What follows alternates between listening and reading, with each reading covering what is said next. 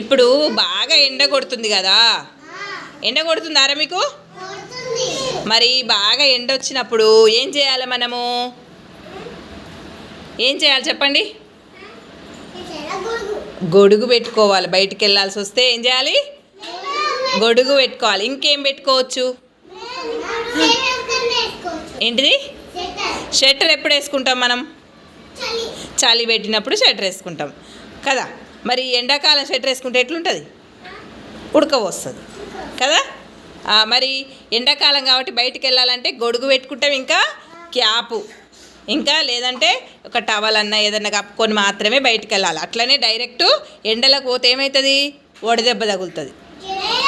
వడదెబ్బ తగిలి మనకి నీరసం వచ్చేస్తుంది. అర్థమైందారా? మరి ఎండాకాలంలో ఏమేం పండ్లు వస్తాయి?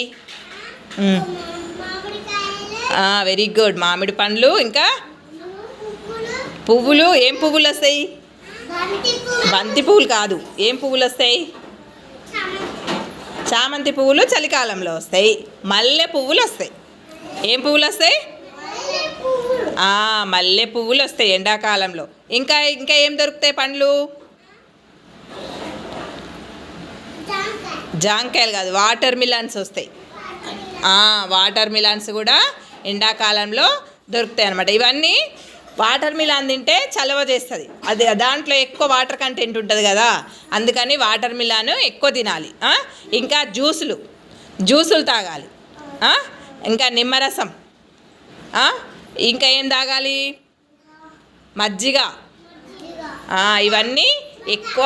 మజా తాగొద్దు, కూల్ డ్రింక్స్ తాగొద్దు. ఎప్పుడైనా సరే కూల్ డ్రింక్స్ తాగొద్దు. కూల్ డ్రింక్స్ అవాయిడ్ చేయాలి. ఇంట్లో మనమే జ్యూసులు తయారు చేసుకోవాలి. ఫ్రూట్స్ ఉన్నా మజ్జిగతోటైనా అన్నీ జ్యూసులు తయారు చేసుకొని తాగాలి. నువ్వా? Very good. గింజలు పాతి పెడితే మరి మొక్కలు వచ్చినాయారా? వస్తున్నాయా? వస్తాయి. రోజు వాటికి ఏం చేయాలి?